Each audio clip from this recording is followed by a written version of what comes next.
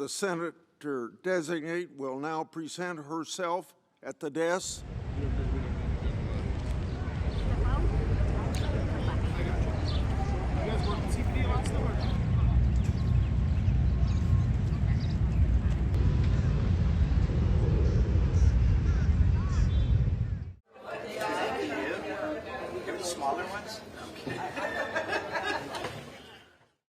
America is back and doing really well, but we still have a major challenge that must be urgently addressed because no country can be great without fair and honest elections. You have to trust your country because if there can be no trust, there can be no greatness. And that's very simple. Unfortunately, the system we have today falls catastrophically short of that standard. Tonight, I'm announcing the immediate declassification and release of critical intelligence, revealing shocking vulnerabilities in our election infrastructure. This evidence shows that the election system we have dangerously exposes and really exposes like levels never thought possible to hacking, exploitation, and foreign interference. Just as disturbingly, this vital information has for many years been covered up and hidden from you, the American people, our beautiful, our great American people. The documents cover 5 major areas of concern.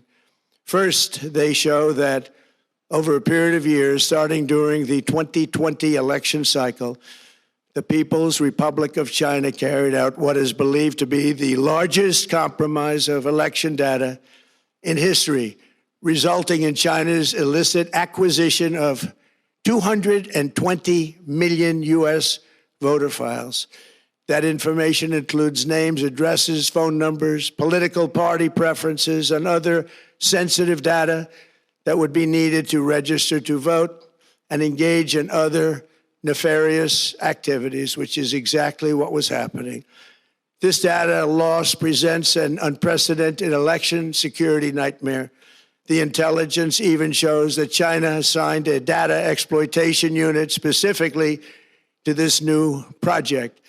Compounding the travesty, the second set of documents we are releasing reveals that members of the deep state, very, very famous group of people, in many cases, in our intelligence agency work to actively suppress and downplay information about the extent of China's sinister election meddling. The strategy included efforts to use Chinese contacts with big U.S. companies to influence U.S. business leaders to turn against the President of the United States of America. The Chinese government sought to identify U.S. journalists who had reported negatively on the U.S. president and pay them large sums of money to write more negative articles about him, as many as they could, and they didn't care what they said.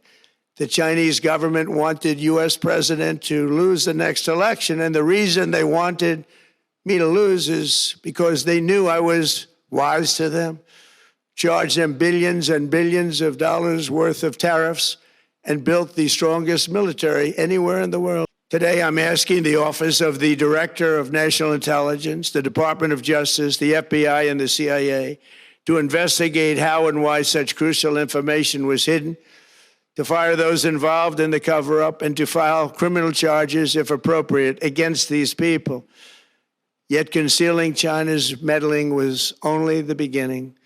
The third set of documents we are releasing proves that for many years, Americans were blatantly lied to about the security of our election infrastructure, including electronic voting machines and ballot counting systems. But most importantly, addressing this crisis of election security demands that Congress must pass the Save America Act. How easy is that to do unless you want to cheat? The only reason you wouldn't do it is you want to cheat because your policies are so bad and your candidates are so pathetic that you can't get away or can't get elected any other way.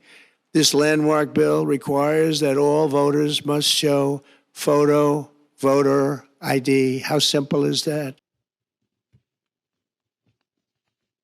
美方的有关说法纯属无中生有、恶意抹黑，早已被证明是无稽之谈。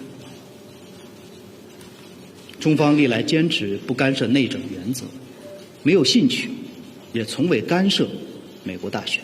相反，是谁动辄干涉别国的内政，长期无差别地监控全球各国政府、企业、普通民众，大规模地窃取他国公民的数据，国际社会看得清清楚楚。